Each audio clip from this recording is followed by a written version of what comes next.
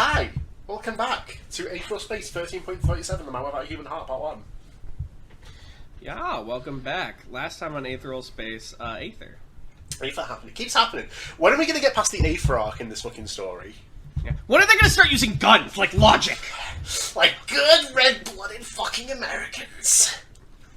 Blood drive, activate! Get ready for the real sequel! I am the vampire.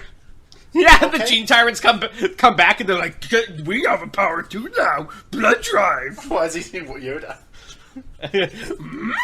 Dragon. Thought you killed me, didn't you? I'm fucking whatever. Who cares? What are we I doing? laid an egg. I laid an egg. I'm the egg of Ranavalona. I'm twice as strong. An egg is even stronger than the original. He somehow knows that. Check out my killing engine V2. Turns into a car. First gear, then second. Turning my headlights on, eyes open. Time to parallel park into your death.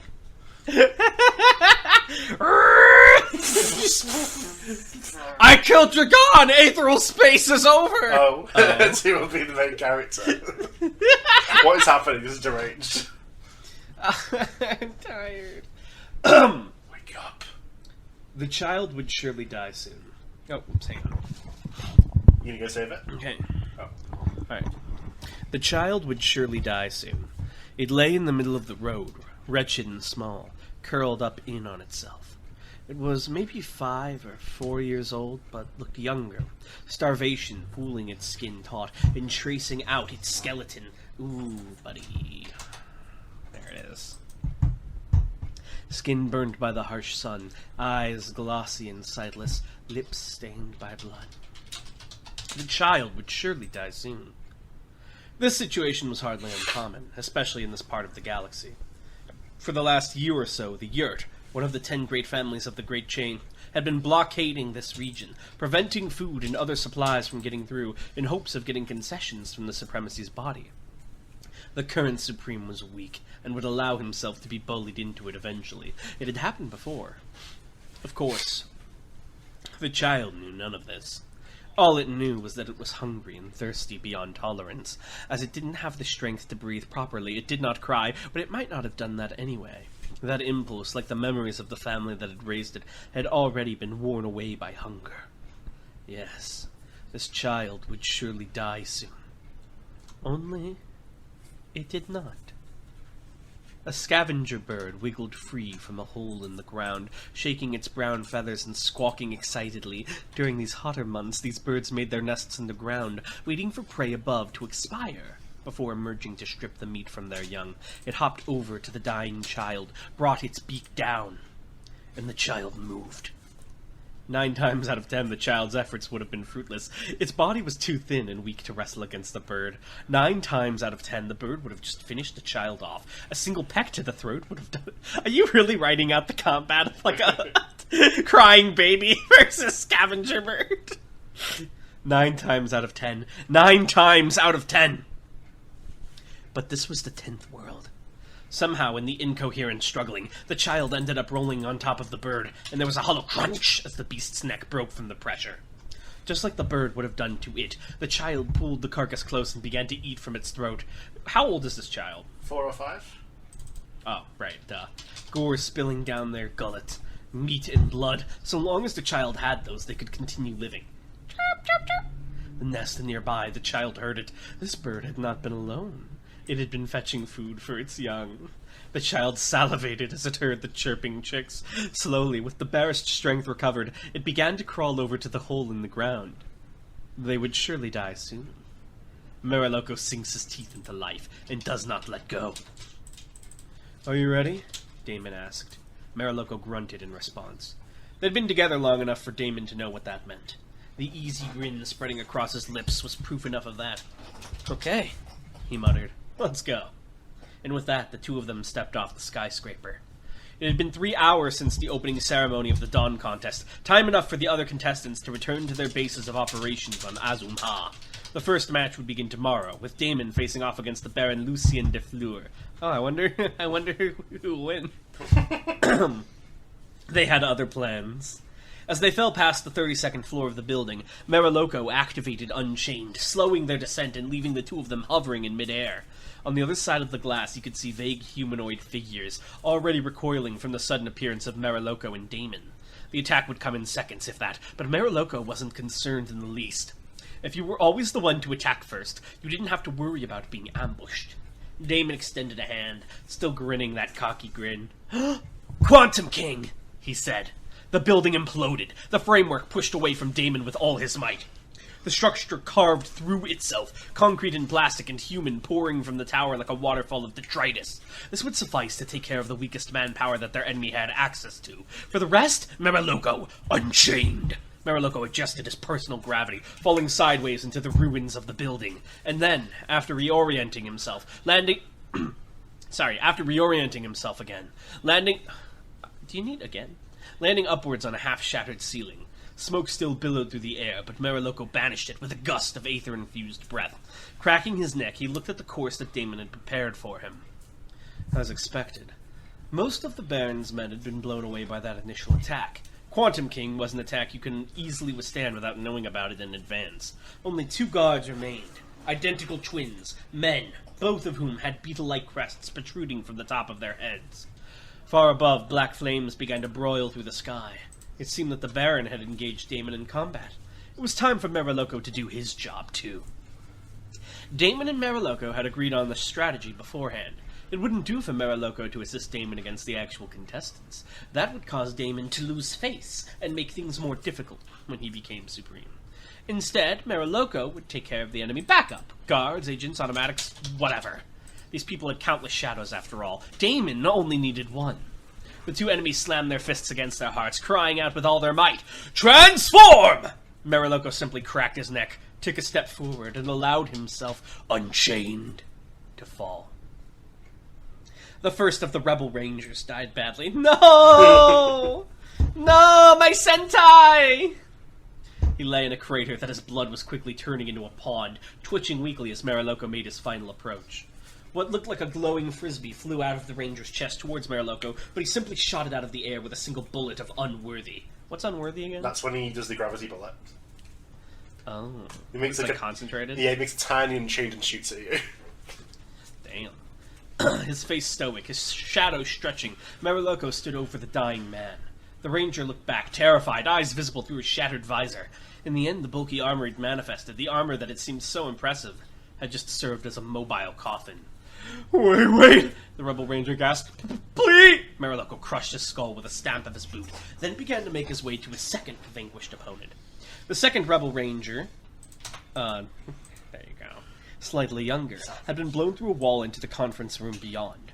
As he went to rise to his feet, wincing in pain all the while, Mariloco simply grabbed him by the throat and raised him up high. "You bastard!" The young man wheezed, flailing weakly in Mariloco's grip. "Kill you! I'll kill you!" A single blow to the back of the head ended the ranger struggling. Unconscious, not dead.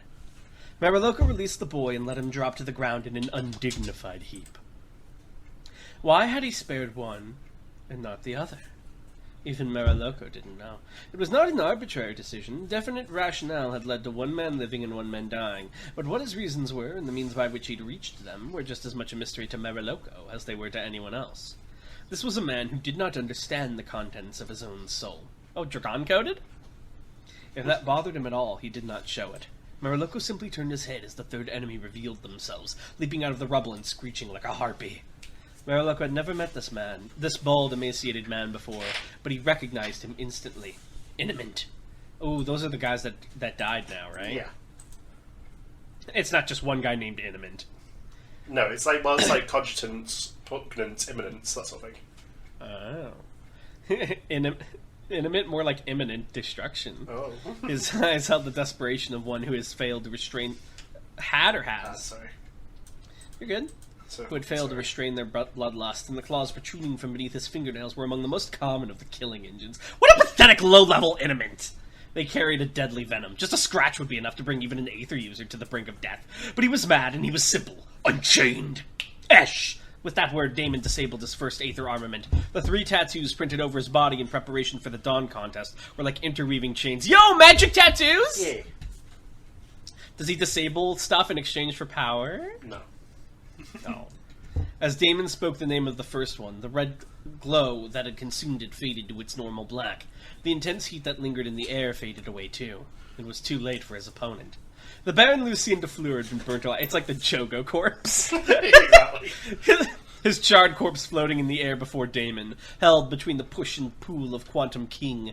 Damon used the same technique to allow himself to float, and, as he allowed the Baron to fall into the abyss below, he made his way over to the edge of the window.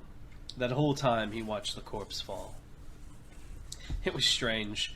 Many of the people he'd fought alongside were able to kill a man and just keep walking, but Damon always found his eyes lingering on the body left behind. Was that some part of himself reveling in the skill he'd used in the execution? Or was it an altogether more cowardly impulse? Damon didn't know. It wasn't something he liked to examine about himself. In any case, the world was better off for having lost the Baron Lucien de Fleur. His reputation for greed had been well earned, and not just for his thieving flames. He drained his entire planet dry to fill his coffers, triggering famines so very much like the ones back then. He narrowed his eyes as he remembered it. Bodies littering the streets, one step away from skeletons, the hunger carving its way through his body like a new organ, his mother making him eat meat that she seemed guilty to give him.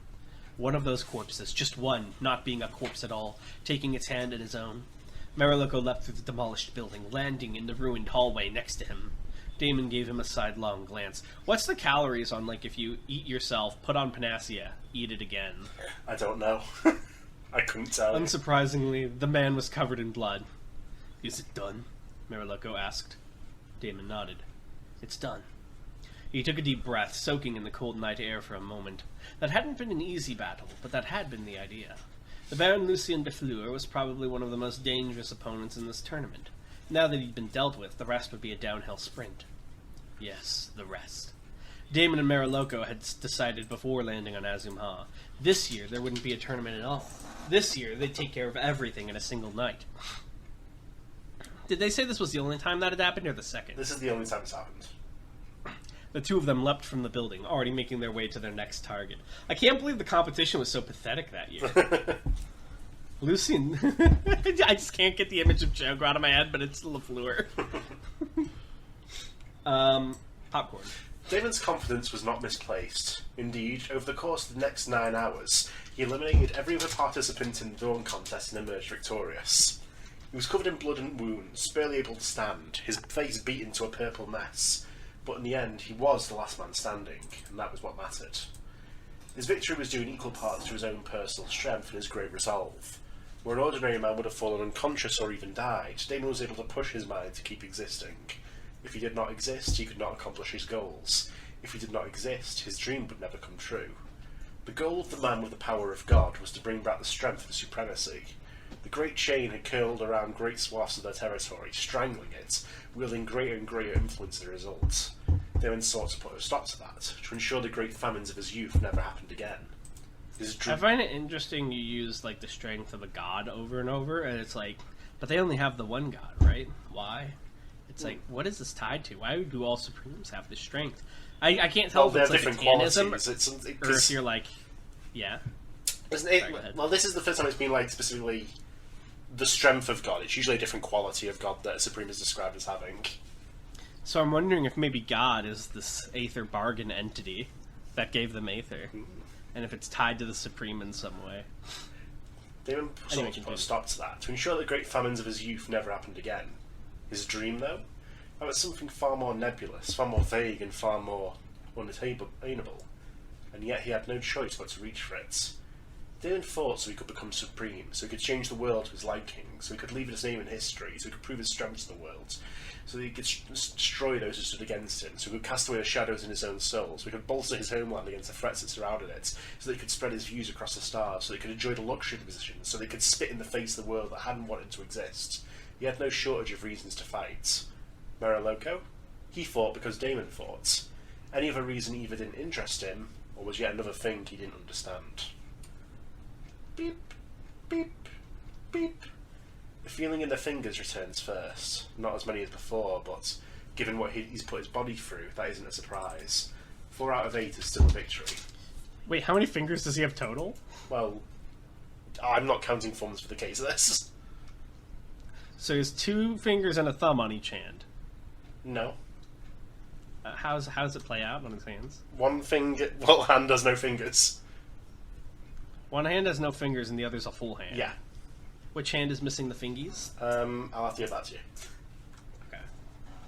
4 out of 8 is still a victory. Beep, beep, beep. Sensation slithers up his arms like snakes. He becomes aware of pain. Again, not as much as expected. Again, a victory. He can move his arms. That alone is cause for celebration. Beep, beep, beep. The legs, they twitch. That means they can walk. Beep, beep, beep. His heart beats in his chest, in tandem with the beeping. He's aware of the warmth in his blood. He breathes, once weakly, then again with feeling. He forces his body into being. Beep, beep, beep. The head. Everything begins there. The pain is welcome. The fact that he can feel it means that he is alive. Beep, beep, beep. Atoy Musashi opens his eyes. Beep. He sinks his teeth into life and does not let go. Yeah. Damn. Man without a human heart. That's him, you know. Have you heard of him? That's his famous nickname. That's what they call Musashi. It's the man who sold the heart. The man without human fingers. Oh, man. Whew-wee. How you feeling? Pretty good. I did this. You did do this. Hang on, let me get the thread up. Where is this? Where is this? Here.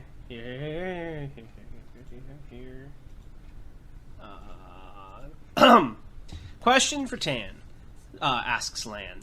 What's the most enjoyable part of AS? Is it community theorizing, writing chapters, recording the videos, planning, etc.? I do really enjoy the theorizing. Really? I can't participate, of course, because I know the answers, but I love seeing it. I love it when I go on the chat and I have to scroll a bit and see what people are talking about. Who's your favorite theory crafter? Well, There's a right answer. There's a right answer here. Yeah, but I'm not going to say that one. No. He hates me. I break open another planet. That was the funniest part about finally showing someone to Aetheral Space, is they got to the first mention of the Draenei breaches and they went, "OMG, it's you." I was like, "Yeah, it's me." Oh, that sounded like a tongue-in-cheek, like cheeky reference, and now it's a serious war crime. For real. All right, who's your favorite theory crafter? I like Lance theorizing. Smile. Oh, I see. No, that's fine. He's a great. And there's one other guy who I like a lot. It's Darnell! Ah! Is it? Yeah. We did it. We made it. I can be number 2 to Lan. Lan's pretty good at theory crafting. Lan also asks, are there any famous, powerful political leaders that aren't famous because of aether prowess, like the ruler of a planet or something? Of course there are. Well, a lot of the in the UAP, for instance, a lot of the rulers don't have powers, and they have a nebula that like guards them. Yeah, they act on their behalf. Yeah, so most of them, if they have aether, they do not specialize in combat or anything. But are they famous? But are they famous outside of deeds related to their nebula? Yeah, that's like the president. Aetheral Space Rocker Boy. It's like it's like, you know the president, you don't know the Secret Service agents. Hold on, hear me out, because you've read the Cyberpunk book, right? Aetheral Space Rocker Boy. They don't have any powers, but they move their fans who do have powers to fight for them. Concerts. Like inciting, like what's the word I'm looking for? The word riots. That's the word. Inciting riots. Anyway, thank you guys for listening, and we'll see you next time. Bye. Bye.